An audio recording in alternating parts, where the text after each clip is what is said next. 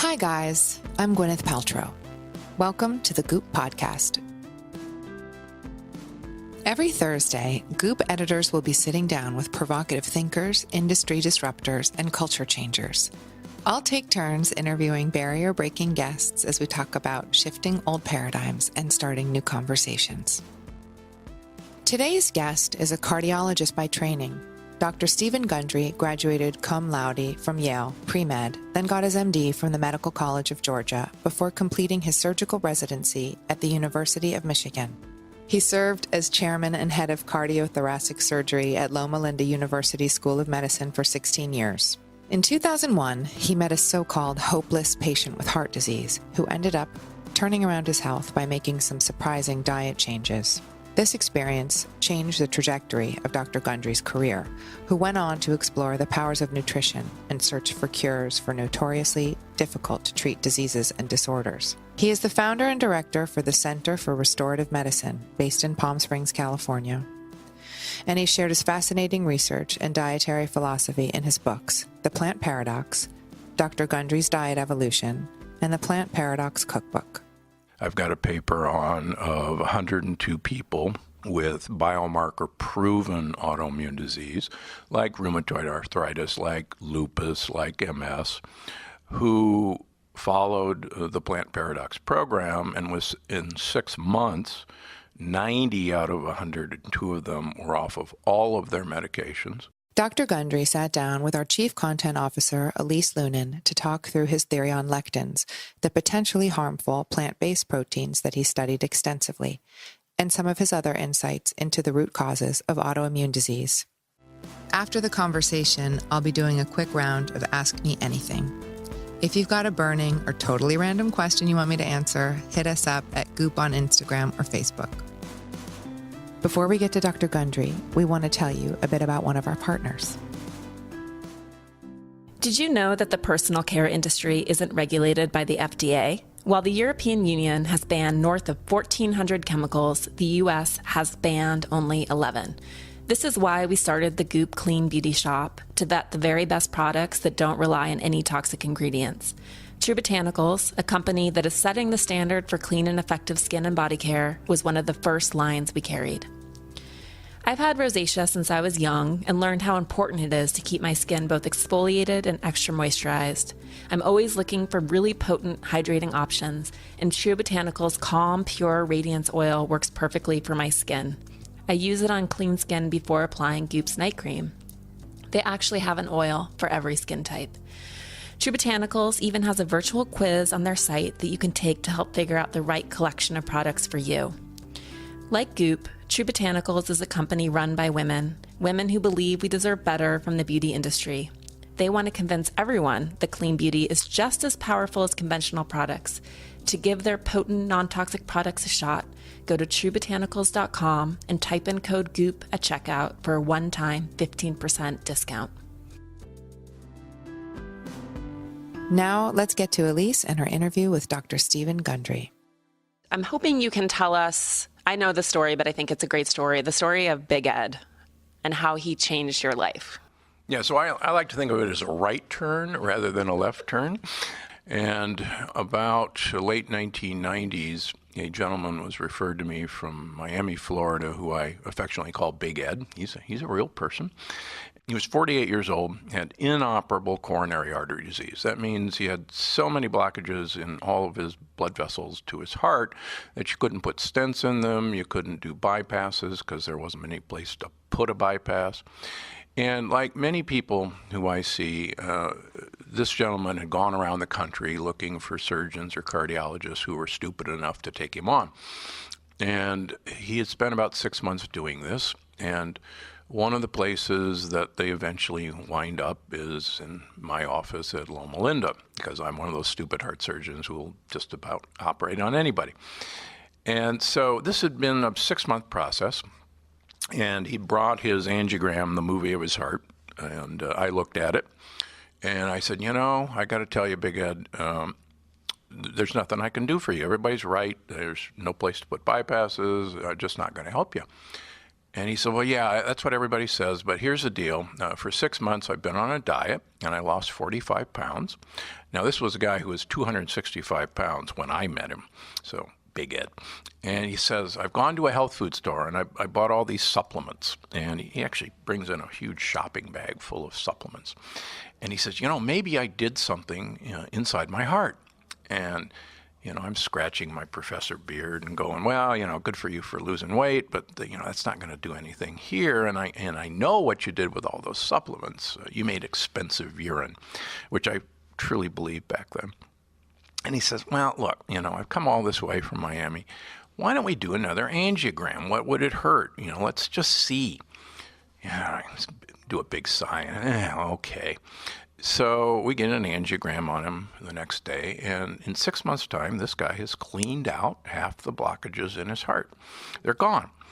Now, he still had blockages, but now there were places where I could do bypasses, plug things in, and I actually took him and did a 5-vessel bypass.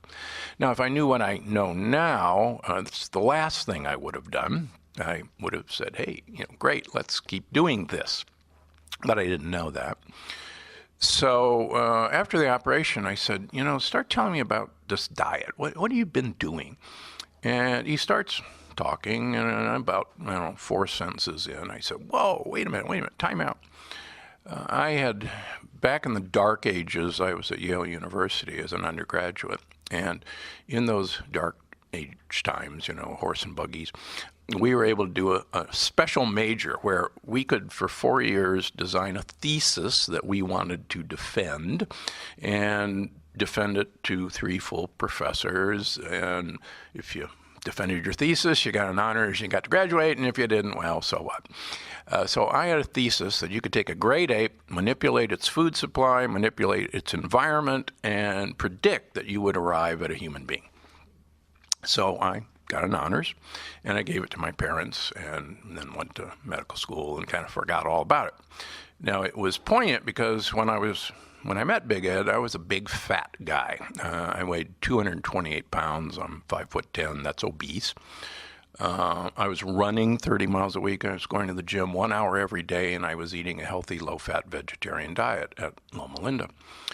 And I couldn't figure out why. I had high blood pressure, prediabetes, high cholesterol. I operated on little babies with migraine headaches. I don't recommend it. I had such bad arthritis in my knees that I wore braces to run. So I said, Big Ed, what you did is my thesis in college. And so I called my parents. I said, you still got, my thesis? And they said, oh, yeah, it's here in the shrine. I said, send it up to me. And so I put myself on my thesis, and fast forward, I lost 50 pounds my first year, and I lost subsequently about 20 pounds. And so then I said, okay, so let me look in that bag of supplements. And I said, how'd you do this? He said, oh, I just went to the health food store, and this looked interesting, and this looked interesting. It really did. And so I'm looking through this, and I'm pulling these things out, and I'm going, whoa, this is amazing. Some of the ingredients that Big Ed was taking, I was using to resuscitate heart cells. And it never occurred to me to swallow the dumb stuff.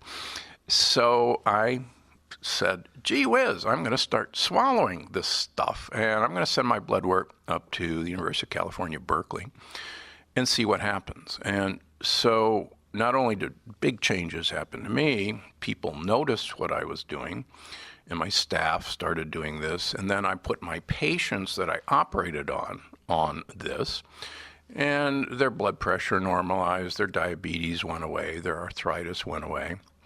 And after about a year of doing this at Loma Linda, my wife still calls it Black Friday. I'm looking in the mirror, and I'm going, I can't do what I'm doing anymore. I can't operate on people and then tell them how to avoid me. I have to take them and tell them how to avoid me and not operating on them. Now, that's really stupid because even in academics, an academic heart surgeon makes a decent living, but teaching people how to eat is not a good way to make a living. In fact, it's really not encouraged by the insurance system. So anyhow, I resigned my position. and just walked away and set up a clinic in Palm Springs. And I just asked people every 3 months, I'd like to take certain foods away from you, and I'd like you to go get some supplements at Costco or Trader Joe's or Amazon or Vitacost. I don't care where you go. And I want to see what happens with your blood and with you. And every 3 months, we're going to look at this, and insurance will pay for it, and insurance will pay for the blood work. And so very rapidly, you could start to see predictable changes when people did certain things, removed certain foods. And that resulted in my first book, which was Dr. Gundry's Diet Evolution. After that book came out, a lot of people with autoimmune diseases started showing up in my office because I had highlighted a couple of people whose autoimmune disease had gone away by following this book. And they said, they'd come in and say, what do you know about autoimmune disease? And I said, well, I don't know anything about autoimmune disease, but I know a whole lot about the immune system because I'm a transplant immunologist. And that resulted in me finding that there were these compounds in plants, which are the plant defense system against being eaten, called lectins. And lectins have been known about for actually over 150 years now. But in the Plant Paradox, which was the next book, I made a case that really shocked me that lectins are potentially the cause of almost all human diseases, including heart disease, absolutely autoimmune disease. And so I developed a program where I tell people, it's not what I tell you to eat that's very important. It's what I tell you not to eat that makes all the difference. Switching to lectins for a second. So, and being familiar with your work, the idea is that plants predated all of us. They're incredible chemists, and they created systems to arm themselves against being eaten, right? Which we as humans ignore. Right. Most animals are actually pretty smart. And the idea of lectins are to make their predator ill or hurt or actually depressed. You can actually inject lectins into a belly of a rat, and the rat will cower in a corner and not come out of the corner and seek out food and get actually very anxious and depressed. And if you think about it as a plant defense system, if you've got a rat cowering in a corner, that's a pretty good way to stop a rat from eating you. And we know that, for instance, if a caterpillar starts eating leaves, we know that the plant actually recognizes the sound of a caterpillar munching and will ignore other sounds that try to duplicate that sound and knows specifically the sound of a caterpillar munching. And if there's a caterpillar munching on a leaf on one side of a tree, within 10 minutes, the lectin content on the other side of the tree will double, triple, quadruple, because the tree knows it's under attack. Wow. Wow. That's crazy. Yeah, I know, it's crazy. And, we think that, plants just sit there and they were put here for us to eat. And in fact, like you said, they were here first. And they had it really good until animals arrived. So why do animals get the message and we don't? Is it that our systems are that much more complex?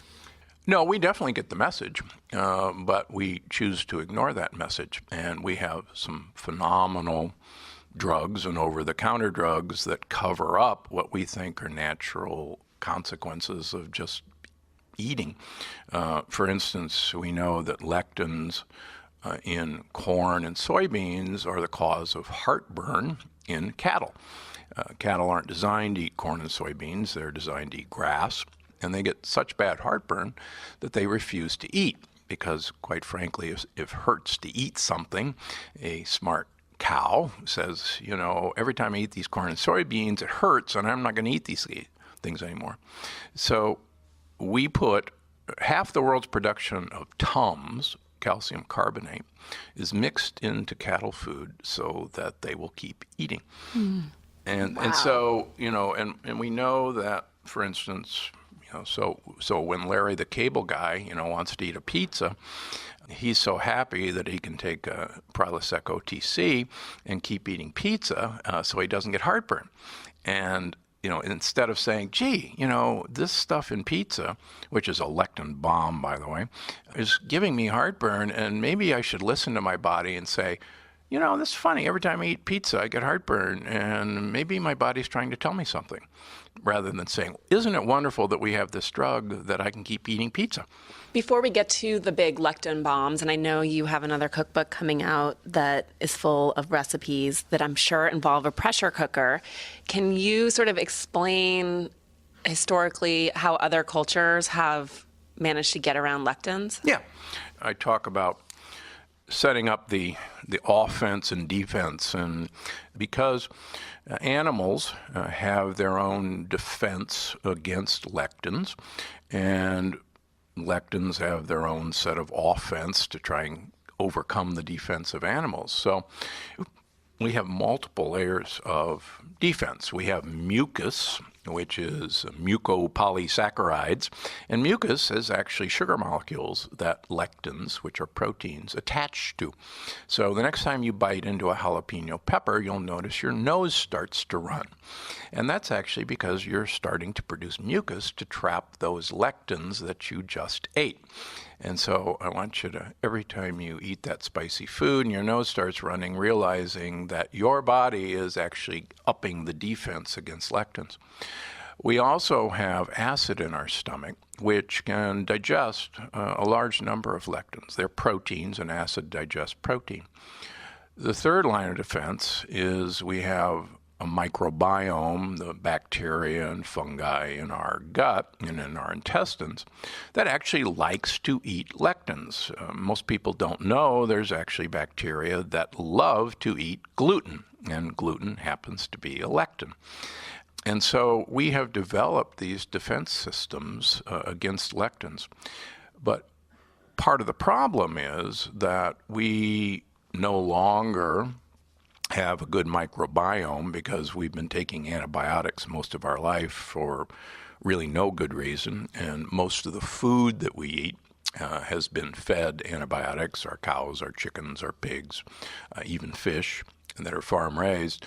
And yes, we could take probiotics, which are friendly bacteria, but that's like planting little seedlings after a forest fire and thinking you're going to have a big forest in a couple weeks, and it just doesn't happen. So those are kind of our defense systems that have been decimated. So now, how do cultures deal with this? Well, number one, traditional cultures aren't sitting around taking antibiotics and antacids and Nexium, but they've been fermenting their vegetables. We know that fermentation actually reduces lectins in beans and in grains. And if you think about it, long ago, there was no preservation system, so almost all foods that we gathered eventually fermented. I'll give you an example of quinoa, one of my favorite nasty grains. The Incas actually had 3 detoxification processes to get the lectins out of quinoa. They soaked it for 48 hours, and then they fermented it. They allowed it to rot, and then they cooked it. And it's not on the package directions. And in the book, I profile a young woman from Peru who moved to Los Angeles, and her mother always pressure cooked quinoa and told her you had pressure cooked quinoa because it was so deadly. And she thought that was just a cute wives' tale. So when she moved to Los Angeles, she continued her Peruvian diet, which included a lot of quinoa, but she didn't use a pressure cooker. And she developed really bad IBS symptoms. And a friend sent her out to me, and kind of going down the list, and I'm telling her what her ancestors, the Incas, did to quinoa, and her eyes pop wide open and says, "Mom was right?" And I said, "Yeah, Mom was right." And so I said, "Call me back in a month." And she calls back, said, "Yeah, that was it. I'm fine now, thank you." It makes so much sense now that she was right, and they were destroying the lectins in the rice and beans that they were eating. And I know, like tomatoes, Yeah. So tomatoes, I make a big point that the Italians always peel and de-seed their tomatoes and peppers before they eat them because the peels and the seeds have the major lectins. The pulp doesn't.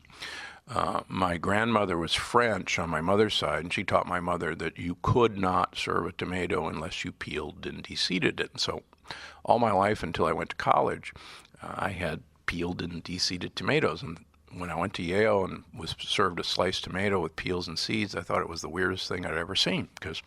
And why would anybody eat it this way?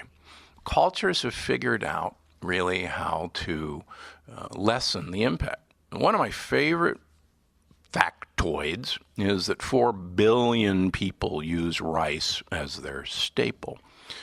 Rice has been cultivated since 8,000 years ago. And yet 4 billion people take the hull off of rice, which contains the lectins, and eat white rice. And you got to wonder, how can 4 billion people be that stupid? Because everybody knows brown rice is so much better for you than white rice. Well, they're not stupid. They've figured out that you really should take the hull off of rice. And up until recently, most cultures have taken the hull off of wheat and other grains, and they eat white bread and white pasta. And the idea of an Italian having whole wheat pasta, I think they'd rather, put a knife through their chest. It's really, the French and the Italians have very low levels of heart disease, and here they are eating this, dangerous white bread, and white baguette, and white croissants, and white pasta. And we don't look at what cultures have actually done to protect themselves. And all the lectin is in the hull, right? Yeah. We'll have more of Elise's conversation with Dr. Stephen Gundry in a minute. In the meantime, let's talk about one of our partners. Here at Goop, we abide by the thesis of making every choice count. We believe that resources are limited, money, time, materials, and that there's no reason to have a bad meal or go to a ho-hum yoga class or buy a dress that you never wear that taunts you from your closet. That dress that doesn't look good on you, but is too expensive to give away. Those dresses are the worst. And that's where Stitch Fix comes in. It's the perfect antidote for women who don't like to shop or don't have time to shop or who have always wanted a personal stylist to pick flattering pieces that they will actually wear. I just went through the process of signing up for a Stitch Fix account, and it's easy and fun. You enter all your basic size details, pick collages that best reflect your taste, select some of your favorite brands and stores to give the stylist a sense of what you're comfortable spending, and then they do the rest for you. You can choose your frequency from every few weeks to once a quarter, and they'll send you a box of 5 pieces that they know will fit and flatter you. There's no subscription required. You simply ship back anything that you don't want to keep, and they even pay for shipping and returns.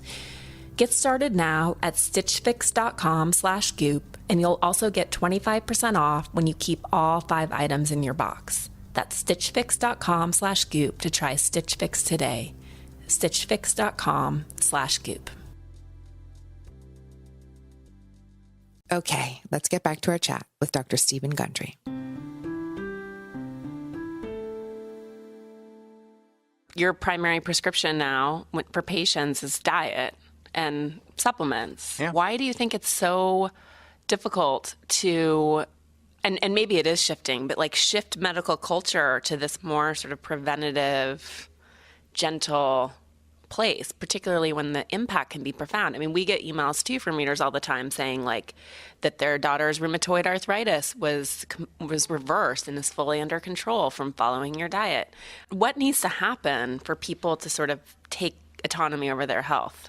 The longer I've been at this, the more I'm impressed with Hippocrates. And he believed a very long time ago, 2,500 years ago or more, that there's this green life force energy, as he described it, within every animal and plant for that matter, that actually wants to have perfect health. And there are external forces that prevent that green life force energy from expressing itself. And he believed the purpose of a physician was to be a detective and determine what those external forces were that were preventing the natural healing of that organism, and then remove those external forces, and the organism, the green life force energy, would actually take care of everything else. And the longer I've been at this now, the more I realize that that's actually the fundamental truth. And all you got to do is be a good detective, find out what those forces are.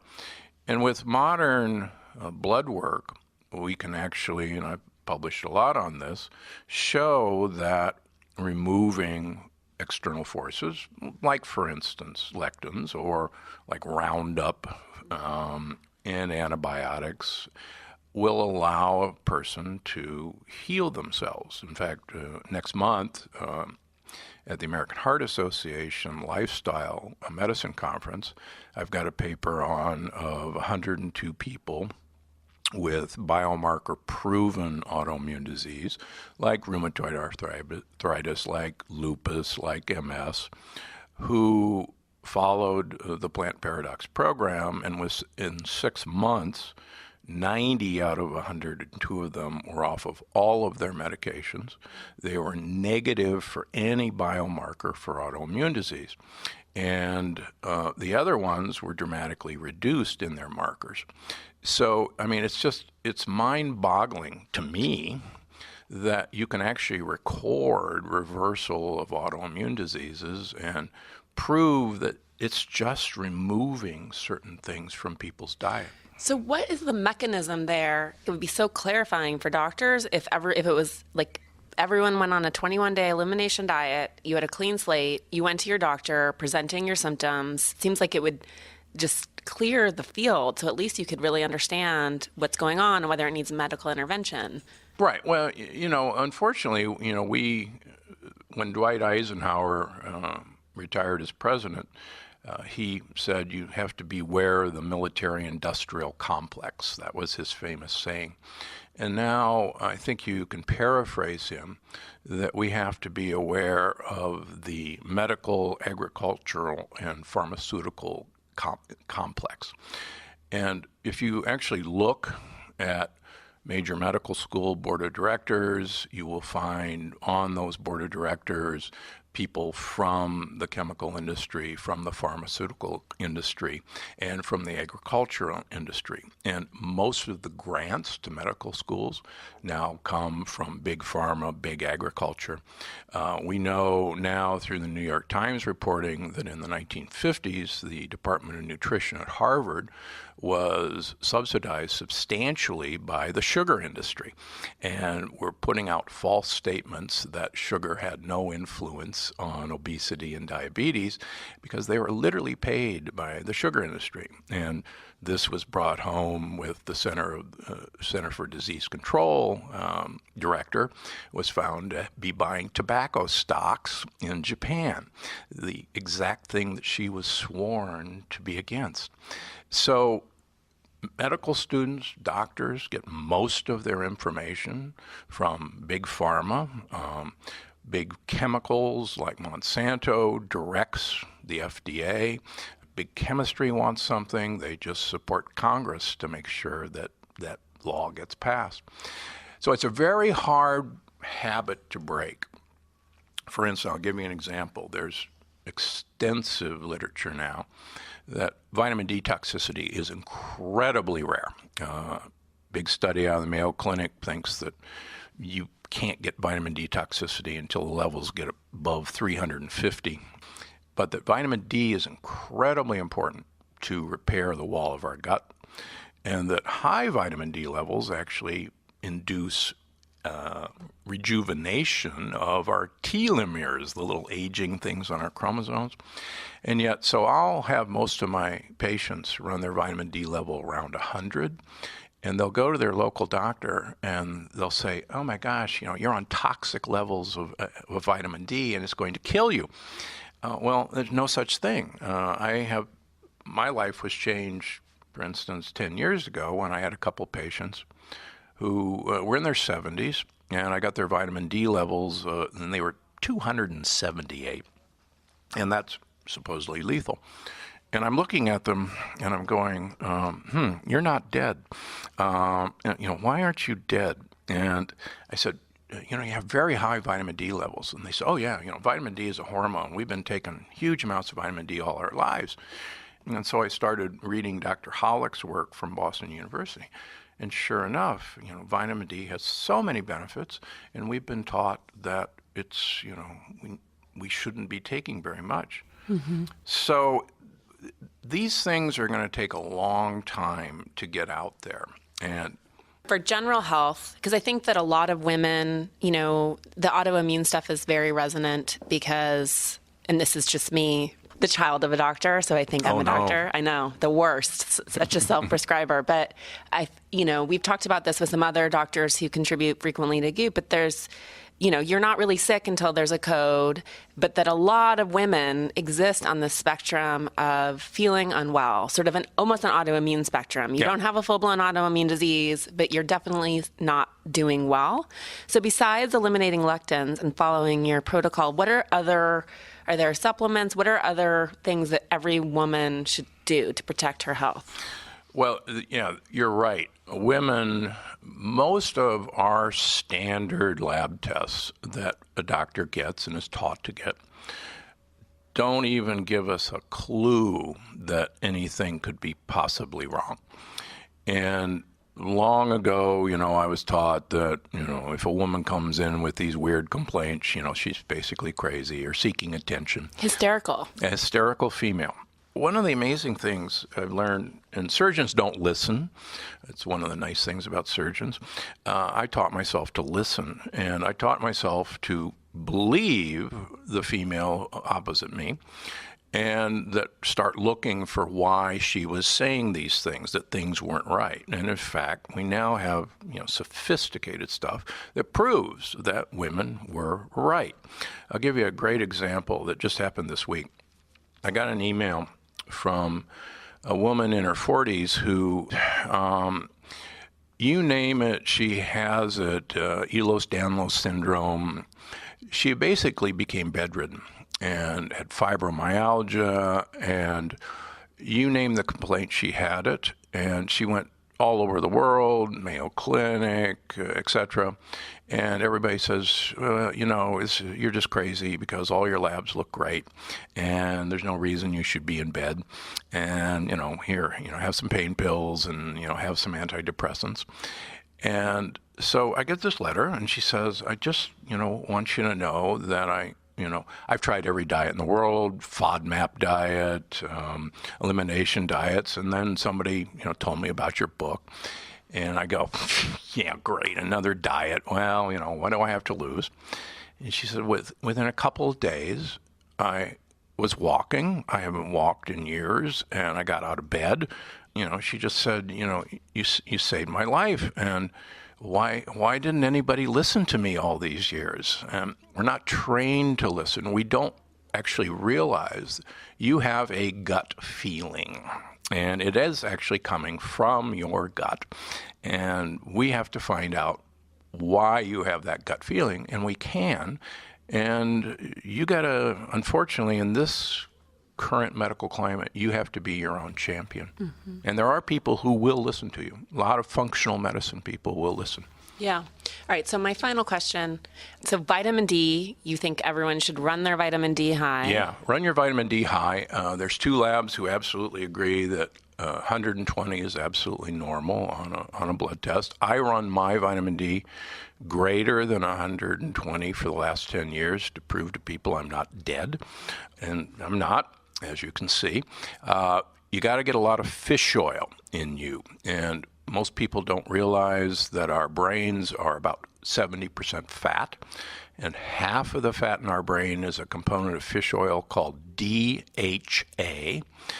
And there's beautiful studies now that show that people who have the highest levels of DHA in their brain as they age have the biggest brains and the biggest areas of memory, and people who have the lowest levels have the most shrunken brains and the smallest areas of memory. I can absolutely, if you're a vegan or a vegetarian, you've You've got to get algae-based DHA in you. The vegans that I see when I first see them, and I take care of a lot of vegans, have incredibly low levels of DHA and omega-3s in their body. The other thing that I think is incredibly important for people is to get polyphenols into you. And polyphenols are dark compounds like are in blueberries, like are in cherries, like are in dark chocolate, like are in coffee. And you can get these in powdered form or capsule form. And the more we're learning about polyphenols, the more we know that polyphenols actually are what's going to keep our brain alive as we age. They're going to improve almost every functioning mitochondria in our body. Just an interesting small fact, people who drink 5 or more cups of coffee a day have almost no evidence of Alzheimer's or Parkinson's. Wow. And that's because the polyphenols in coffee are so important. And you can't put milk in coffee because it binds the polyphenols. Oh, what? You can put coconut milk instead. Okay. How's that? That's a good concession. So the Plant Paradox Cookbook, which is a follow-up to Dr. Gundry's best-selling Plant Paradox, is out, and bust out those pressure cookers. Yeah, pressure cooker will defend you against those nasty lectins. Thank you, 1970s. Thanks so much for joining our talk with Dr. Stephen Gundry today. You can learn more about his work at gundrymd.com. I hope you enjoyed the conversation too. Now, as promised, it's Ask Me Anything time. Amanda wants to know if I get my hair colored. Amanda, obviously. Have you seen my fake blonde hair? And now I'm also gray. I'm going gray, so I dually need to color my hair.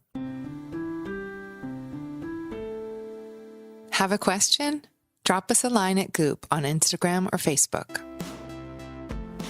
That's it for this week's episode of the Goop Podcast. Thanks for tuning in. If you liked what you heard, please rate, review, and share with your friends. To keep up with new episodes, just hit subscribe. And for more info, head over to goop.com/thepodcast. See you next week.